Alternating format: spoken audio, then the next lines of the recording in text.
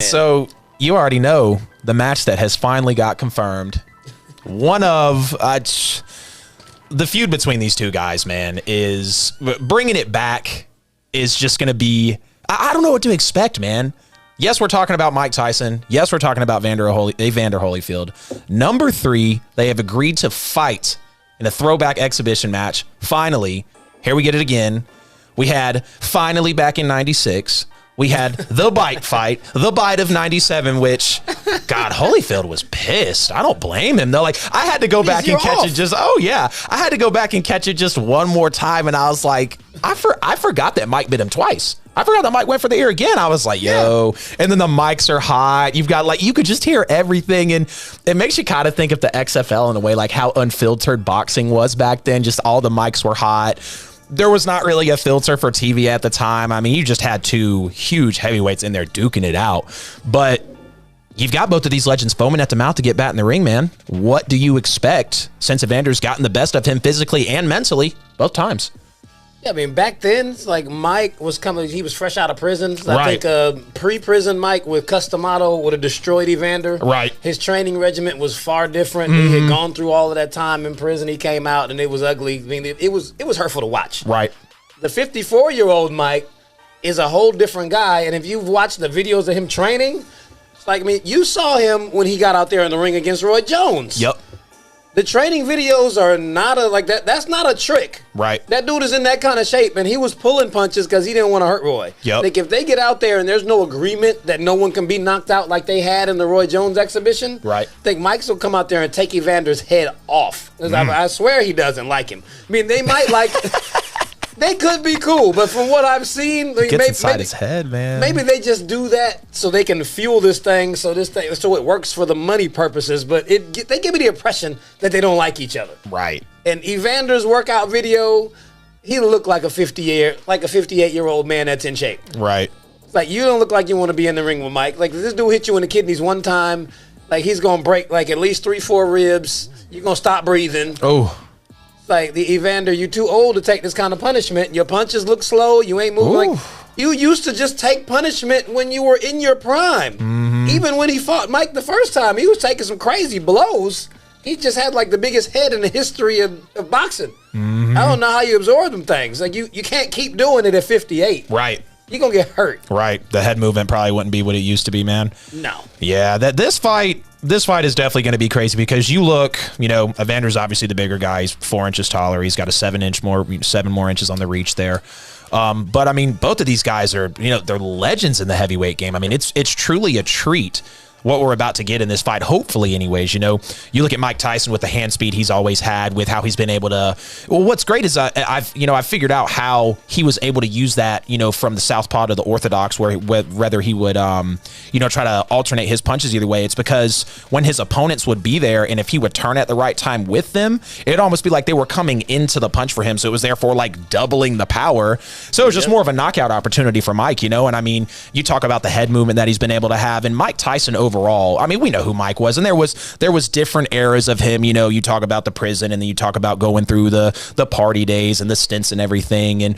But also at the same time, both of these fighters have went through a lot in their career, financially, mentally, after, life after the ring. I mean, look at what both of these guys have had to deal with, what they've both been in the news for good or bad. Like I said, inside and outside of boxing. I mean, and the thing about Mike Tyson is, I kind of agree with you. If he gets inside on Holyfield, and I'm not saying he can move like he used to, but we know Mike loves to get you inside. He likes to fight close. He's a confident fighter when he's in close. He'll quick with that. Right, and he'll make it happen. And he's going to hit you. I mean, one of the hardest hitters out there, and that goes without question. And Holyfield's a great striker as well.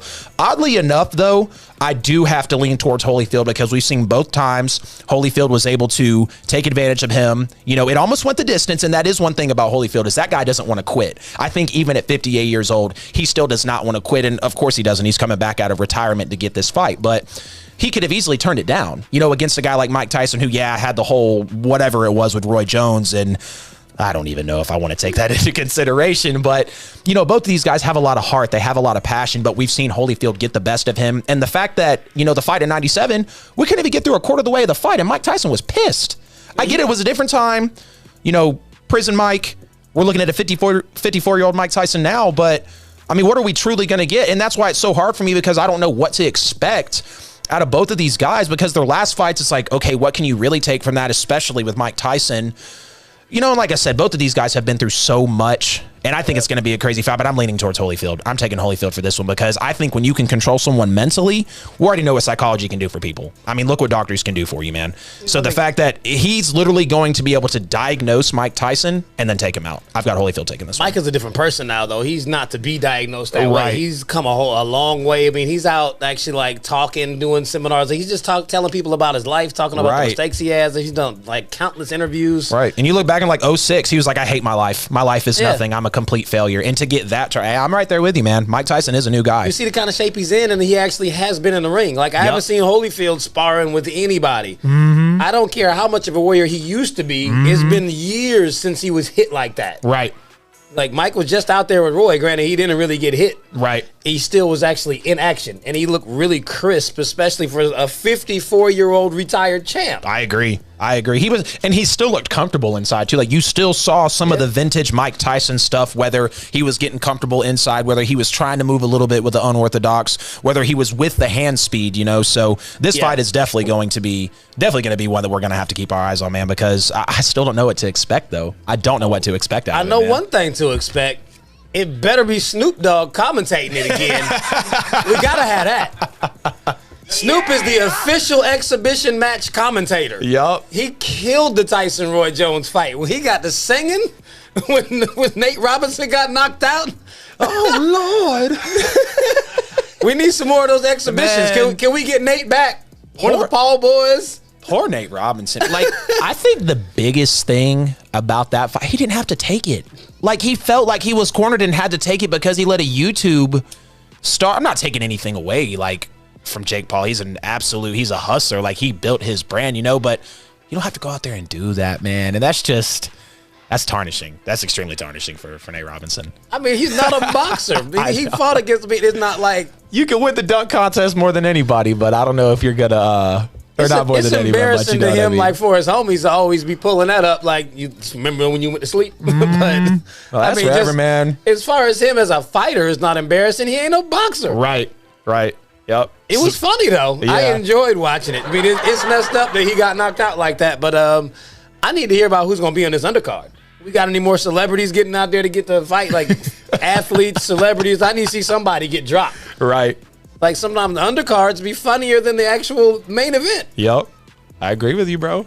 I agree with you. It's supposed to be an exhibition. This is for entertainment. So, man, entertain me. Right. They absolutely pulled it off that time. Yeah. So, I mean, absolutely bring back Snoop, get Tyson and Holyfield in the ring, get us some good celebrity matches. I don't care who you got fighting, who's having beef. Like, man, put Jeezy and Gucci out there. Put somebody out there that we will enjoy watching them duke it out.